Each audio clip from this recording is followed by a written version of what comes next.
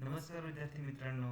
सर्वप्रथम मी शुभम तुमचं सर्वांचं MPSC 24/7 या माझ्या यूट्यूब चॅनलवर सर्वांचं स्वागत करतो. मित्रांनो, आज आपण राष्ट्रीय उत्पन्नाचे मोजमाप हा चॅप्टर पाहणार आहोत. सर्वांना इकॉनॉमिक्स हा सब्जेक्ट जरा अवघड जातो, तर मी यामध्ये शॉर्ट फॉर्ममध्ये तुम्हाला सर्व कन्सेप्ट क्लिअर केलेल्या आहेत. तरी आपण सर्वांनी शेवटपर्यंत हे लेक्चर पाहावे ही नम्र विनंती. चला तर पाहू. राष्ट्रीय उत्पन्न. तर राष्ट्रीय उत्पन्न यात दोन शब्द आहेत. पहिला जो शब्द आहे तो उत्पन्न आहे आणि दुसरा जो शब्द आहे तो राष्ट्रीय आहे. तर राष्ट्रीय म्हणजे काय हे आपण सर्वप्रथम पाहूया. तर राष्ट्रीय या शब्दाचा परत अर्थ समजण्यासाठी आपल्याला पुढील दोन संकल्पना समजणे गरजेचे आहे. यामध्ये एक आर्थिक देशांतर्गत क्षेत्र येतं आणि दुसरं निवासी क्षेत्र येतं.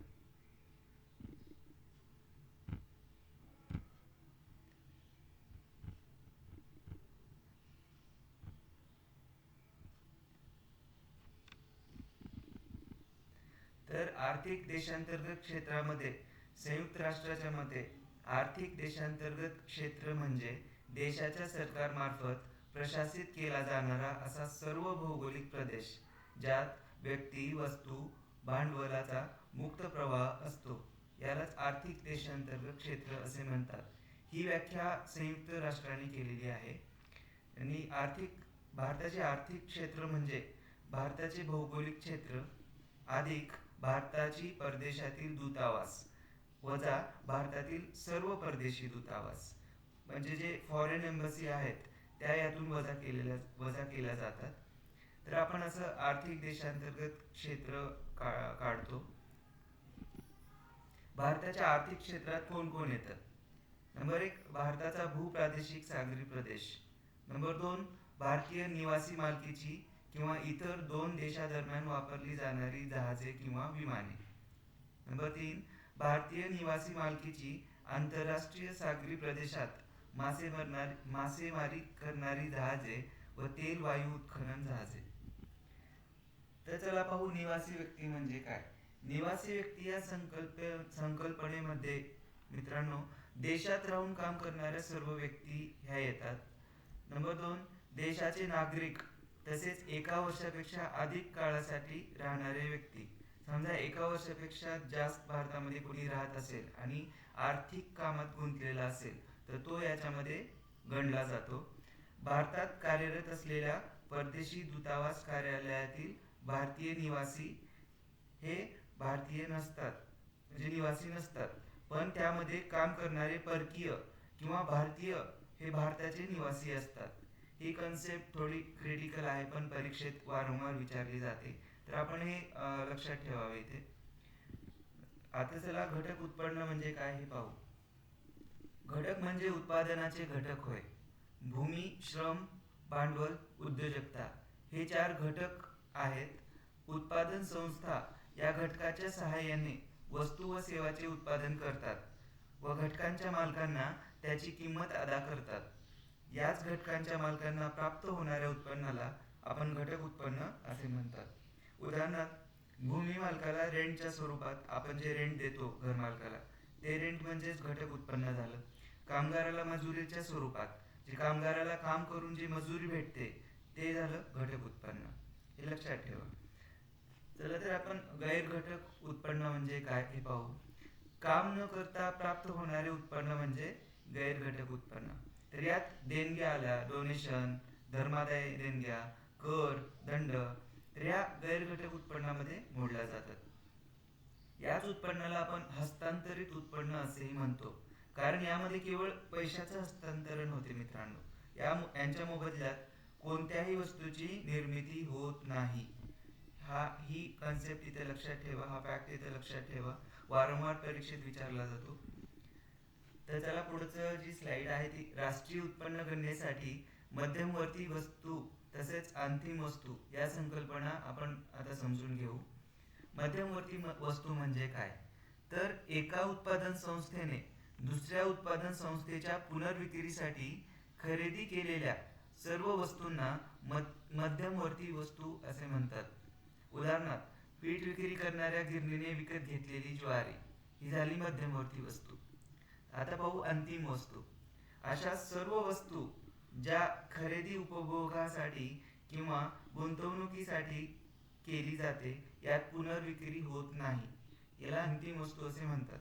तर याहून आपण निष्कर्ष काय काढतो, तर दुहेरी गणना टाळण्यासाठी राष्ट्रीय उत्पन्न मोजमापामध्ये केवळ अंतिम वस्तूंच्या किमतीचीच गणना केली जाते. हा मुद्दा लक्षात ठेवा की राष्ट्रीय उत्पन्न मोजमापामध्ये केवळ अंतिम वस्तूंच्या किमतीचीच गणना केली जाते, मध्यमवर्ती वस्तूंची किंमत ग्राह्य धरली जात नाही. आता आपण मूल्यवर्धितची संकल्पना समजून घेऊ. संकल्पना समजून घेण्यासाठी आपण आधीच्या पिठाच्या गिरणीचे उदाहरण लक्षात ठेवूया किंवा घेऊया. समजा गिरणीने 10,000 रुपयाची ज्वारी विकत घेतली, हा त्याचा झाला मध्यमवर्ती खर्च. जर गिरणीने ज्वारी दळून केलेलं पीठ 12,000 रुपयांना विकलं, तर येथे 12,000 हे गिरणीचे प्रधान मूल्य झाले. यावरूनच गिरणीचे मूल्यवर्धित 2,000 रुपये झालं. म्हणजेच यातून आपल्याला काय फॉर्म्युला मिळतो, जर मूल्यवर्धित काढायचा असेल तर प्रधान मूल्यातून मध्यमवर्ती खर्च हा वजा करायचा, म्हणजेच आपल्याला मूल्यवर्धित मिळून जातं. हा फॉर्म्युला लक्षात ठेवा, इथं तुम्हाला कामी येईल. चला तर पाहू आता स्थूल विरुद्ध निव्वळ मूल्यवर्धित ह्या कन्सेप्ट काय आहेत. उत्पादन प्रक्रियेत वापरल्यामुळे मालमत्तेची झीज होते, अशा झीजेला आपण घसारा असे म्हणतो. उदाहरणार्थ कारखान्यातील मशीन. आता एखादी कारखान्यातील मशीन आहे मित्रांनो, ती आपण वापरून वापरून 2, 3 किंवा 5 वर्षांनी खराब होते. तर ती खराब झाल्यानंतर त्याचा परत वापर होतो का? नाही. तर ती मशीन आपण ग्राह्य धरत नाही किंवा काढून टाकतो, तर यालाच आपण घसारा असं म्हणतो. घसारा वजा न करता मोजलेल्या मूल्यवर्धिताला स्थूल मूल्यवर्धित असे म्हणतात. तर स्थूल मूल्यवर्धितातून घसारा वजा केल्यास निव्वळ मूल्यवर्धित मिळते. तर आपण यावरून घटक किंमत काढायची आपल्याला. तर घटक किंमत कसे काढतो, तर बाजारभाव वजा अप्रत्यक्ष कर अधिक अनुदान, यावरून आपण घटक किंमत काढतो. देशांतर्गत उत्पादाची संकल्पना काय, तर याच्यामध्ये हे फॉर्म्युले तुम्हाला कायम लक्षात ठेवावे लागतील की देशांतर्गत उत्पादाची संकल्पना काय आहे, किंवा याच्यामध्ये बाजारभावाला निव्वळ देशांतर्गत उत्पाद काय होतं किंवा कसं काढलं जातं, हे तुम्हाला या फॉर्म्युल्याहून लक्षात येईल. तर चला पाहू. स्थूल देशांतर्गत उत्पाद बाजारभाव हा कसा काढला जातो, तर सर्व उत्पादन संस्थांच्या स्थूल मूल्यवर्धितांची बेरीज म्हणजेच स्थूल देशांतर्गत उत्पाद बाजारभाव. तर निव्वळ देशांतर्गत उत्पाद बाजारभावाला काय असतो, तर स्थूल देशांतर्गत उत्पाद बाजारभाव वजा घसारा, हे झालं निव्वळ देशांतर्गत उत्पाद बाजारभाव. स्थूल देशांतर्गत उत्पाद घटक किमतींना बरोबर स्थूल देशांतर्गत उत्पाद बाजारभाव वजा अप्रत्यक्ष कर अधिक अनुदान. निव्वळ देशांतर्गत उत्पाद घटक किमतींना बरोबर निव्वळ देशांतर्गत उत्पाद बाजारभाव वजा अप्रत्यक्ष कर अधिक अनुदान. तर राष्ट्रीय उत्पादाची संकल्पना आपण पाहू. राष्ट्रीय उत्पाद बरोबर देशांतर्गत उत्पाद अधिक परदेशातून प्राप्त निव्वळ घटक उत्पन्न, हे असं राष्ट्रीय उत्पाद काढायचे. तर परीक्षेत विचारलं जातं की राष्ट्रीय उत्पाद कसा काढायचा, तर आपल्याला देशांतर्गत उत्पाद आणि परदेशातून प्राप्त निव्वळ घटक उत्पन्न हे 2 फॅक्टर आपल्याला लक्षात ठेवावे लागेल. असंच आपल्याला सर्व फॉर्म्युल्यामध्ये करावे लागेल.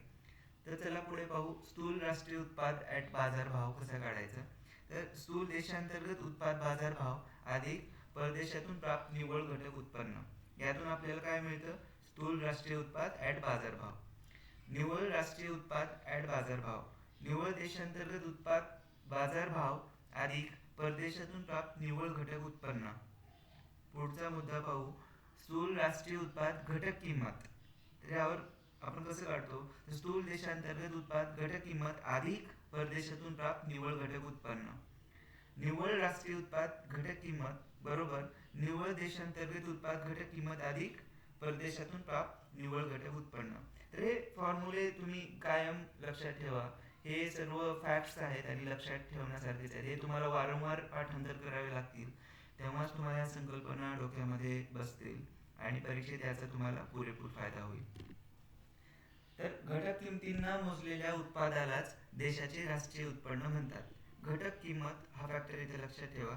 घटक किमतींना मोजलेल्या उत्पादालाच देशाचे राष्ट्रीय उत्पन्न असे म्हणतात. तर राष्ट्रीय उत्पन्नाचे सूत्र काय निघते मग? राष्ट्रीय उत्पन्न बरोबर स्थूल देशांतर्गत उत्पाद बाजारभाव वजा घसारा अप्रत्यक्ष कर अधिक अनुदाने अधिक परदेशातून प्राप्त निव्वळ घटक उत्पन्न. यावरूनच आपण आपल्या देशाचे राष्ट्रीय उत्पन्न काढतो. तर राष्ट्रीय उत्पन्नाचे मोजमाप कसे केले जाते किंवा कोणत्या पद्धतीने केले जाते ते पाहूया. तर राष्ट्रीय उत्पन्नाचे मोजमाप करण्यासाठी 3 पद्धती आहेत. नंबर 1 उत्पादन पद्धतीने, नंबर 2 उत्पन्न, त्यालाच आय पद्धतीने आय पद्धत असं म्हणतात. नंबर 3 जी आहे ती खर्च पद्धतीने. तर चला पाहू उत्पादन पद्धत काय आहे. तर उत्पादन पद्धत यात सर्व अंतिम वस्तू आणि सेवांच्या बाजारभावाची बेरीज केली जाते. यालाच आपण उत्पादन पद्धत असं म्हणतो.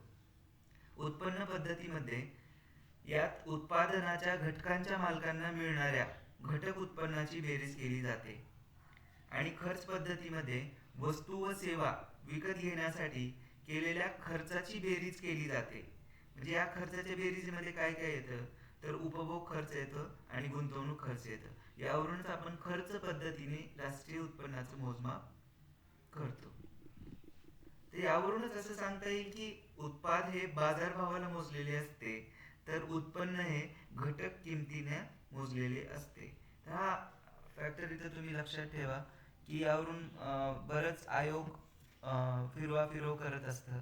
तर मागचं पुढे पुढचं मागे हे टाकून तुम्हाला एका झोलमध्ये टाकण्याचा प्रयत्न करत असतं. तर हे तुम्ही लक्षात ठेवा की काय आहे ते. तर भारतातील राष्ट्रीय उत्पन्नाची मोजमाप काय कसं होईल, कसं केलं जाईल किंवा कसं केलं आहे हे पाहू. राष्ट्रीय उत्पन्न मोजण्याचा स्वातंत्र्यापूर्वी जो पहिला प्रयत्न आहे तो सर्वांना माहिती दादाभाई नौरोजी यांनी केला. तर त्यांच्यानुसार 1867 आणि 68 मध्ये भारताचे राष्ट्रीय उत्पन्न 340 कोटी हे होते, तर दरडोई उत्पन्न 20 रुपये हे होते. तर विल्यम डिग्बी नुसार 1897-98 मध्ये भारताचे राष्ट्रीय उत्पन्न 390 कोटी तर दरडोई उत्पन्न 17 इतके होते. फिंडले शिरास नुसार 1911 मध्ये भारताचे राष्ट्रीय उत्पन्न 1942 कोटी तर दरडोई उत्पन्न 80 इतके होते. हे लक्षात ठेवा. यामध्ये तुम्हाला दरडोई उत्पन्न आणि राष्ट्रीय उत्पन्न आणि कोणत्या सालीचं हे तुम्हाला फॅक्टर इथे लक्षात ठेवायचे. पुढचं पाहू. राष्ट्रीय लेखा प्रणालीचे जनक कोण आहेत? तर VKRV राव नुसार 1925 ते 1929 मध्ये भारताचे राष्ट्रीय उत्पन्न 2301 कोटी तर दरडोई उत्पन्न 78 इतके होते. यांनीच म्हणजे VKRV राव यांनीच सर्वप्रथम वैज्ञानिक पद्धतीने गणना केली, म्हणजे राष्ट्रीय उत्पन्नाची गणना केली, म्हणून यांना राष्ट्रीय लेखा प्रणालीचे जनक असे म्हणतात. तर स्वातंत्र्यानंतर राष्ट्रीय उत्पन्नाची मोजमाप कसे झाले? स्वातंत्र्यानंतर राष्ट्रीय उत्पन्न समितीची स्थापना झाली. तर राष्ट्रीय उत्पन्न समितीची स्थापना ही 4 ऑगस्ट 1949 रोजी झाली. तर त्याचे अध्यक्ष हे PC महालनोबिस होते. तर इतर सदस्य जे होते ते DR गाडगीळ आणि VKRV राव राष्ट्रीय उत्पन्नाचे जनक हे पण होते यामध्ये सदस्य. 1951 साली पहिल्या अहवालात 1948 ते 1949 या वर्षाचे राष्ट्रीय उत्पन्न पहिल्यांदा जाहीर केले. याच समितीच्या शिफारशीनुसार 1950 मध्ये राष्ट्रीय नमुना सर्वेक्षण तर 1954 मध्ये केंद्रीय सांख्यिकीय संघटनाची स्थापना केली गेली. कोणत्या समितीची शिफारशीनुसार? तर इथं प्रश्न विचारला जाऊ शकतो की कोणत्या समितीच्या शिफारशीनुसार केंद्रीय सांख्यिकीय संघटनेची स्थापना केली गेली? तर राष्ट्रीय उत्पन्न समिती. तर बरेच प्रश्न निघू शकतात, आपण गेस करायचे. केंद्रीय सांख्यिकीय कार्यालय काय? CSO. याची स्थापना 1954 साली झाली. मुख्यालय याचे दिल्ली येथे आहे. औद्योगिक सांख्यिकीय विंग कार्यालय हे कोलकाता येथे आहे. त्या 1955 पासून याच्या कामाला सुरुवात झाली. 1951 मध्ये स्थापन करण्यात आलेली केंद्रीय सांख्यिकीय संस्था हिच्यात वर्ग करण्यात आली अलीकडेच तिच्या नावात बदल करून याचे नाव केंद्रीय सांख्यिकीय कार्यालय असे करण्यात आलेले आहे. तर केंद्रीय सांख्यिकीय कार्यालय प्रमुख कार्य याचे प्रमुख कार्य राष्ट्रीय उत्पन्नाचे मोजमाप करणे. केंद्रीय सांख्यिकीय कार्यालयामार्फत खालील आकडेवारी प्रकाशित होतात. तर ते कोणत्या आकडेवारीत आपण पाहू. नंबर एक ची जी आहे ती राष्ट्रीय उत्पन्न प्रकाशित केलं जातं. नंबर 2 वार्षिक औद्योगिक सर्वेक्षण. नंबर 3 औद्योगिक उत्पादनाचा निर्देशांक. नंबर 4 ग्राहक किंमत निर्देशांक. 5 विविध प्रकारची आर्थिक सांख्यिकी. नंबर 6 विविध प्रकारची सामाजिक सांख्यिकी. तर राष्ट्रीय नमुना सर्वेक्षण कार्यालय हे काय आपण पाहू. राष्ट्रीय नमुना सर्वेक्षणाची स्थापना 1950 साली झाली. 1970 मध्ये याची पुनर्रचना झाली आणि पुनर्रचना झाल्यानंतर याला राष्ट्रीय नमुना सर्वेक्षण संघटना असे म्हणू लागले. तर ही जी राष्ट्रीय नमुना सर्वेक्षण संघटना आहे तर याचे 4 विभागांचे किंवा भागांचे सर्वेक्षण करते. घरगुती सर्वेक्षण, उपक्रम सर्वेक्षण, ग्राम सुविधा सर्वेक्षण, भूमी व पशुधन धारणा सर्वेक्षण. आणि राष्ट्रीय नमुना सर्वेक्षण याचे 4 विभाग आहेत भारतामध्ये. ते कोठे कोठे आहेत ते पाहूया. सर्वे डिझाईन रिसर्च विभाग कोलकाता, फील्ड ऑपरेशन विभाग नवी दिल्ली व फरीदाबाद, डेटा प्रोसेसिंग विभाग कोलकात्याला आहे आणि समन्वय आणि प्रकाशन विभाग हा नवी दिल्ली येथे आहे. तर राष्ट्रीय सांख्यिकीय आयोग काय आहे ते आपण पाहू. जानेवारी 2000 मध्ये डॉक्टर सी रंगराजन यांच्या अध्यक्षतेखाली राष्ट्रीय सांख्यिकीय आयोगाची स्थापना करण्यात आली. देशातील सांख्यिकीय परीक्षण करून कमतरता दूर करणे हे राष्ट्रीय सांख्यिकीय आयोगाचे प्रमुख कार्य आहे. ऑगस्ट 2001 च्या अहवालात कायमस्वरूपी आयोगाची शिफारस करण्यात आली. तर 12 जुलै 2006 ह्या राष्ट्रीय सांख्यिकीय आयोगाची स्थापना सुरेश तेंडुलकर यांच्या अध्यक्षतेखाली करण्यात आली. तर आयोगाचे अध्यक्ष हे संख्याशास्त्रज्ञ असावे ही त्यांची अट आहे. तर राष्ट्रीय सांख्यिकीय आयोगाची अध्यक्षपदी जाण्यासाठी अट काय तर ते संख्याशास्त्रज्ञ असावे आणि त्यांचे वय किमान 55 असावे आणि त्यांच्या पदावधी 3 वर्ष असतो किंवा वयाची 70 वर्ष पूर्ण होईपर्यंत असतो. समाप्त. धन्यवाद विद्यार्थी मित्रांनो. जर आपणास ही स्लाइड शेअर किंवा हा व्हिडिओ जर आवडला तर तुम्ही like, subscribe, share and comment नक्की करू शकता. आणि तुम्हाला यानंतर याच्यातला जो काही पार्ट्स उरलेले आहेत ते तुम्हाला पुढच्या विभागात मी उपलब्ध करून देईन. धन्यवाद.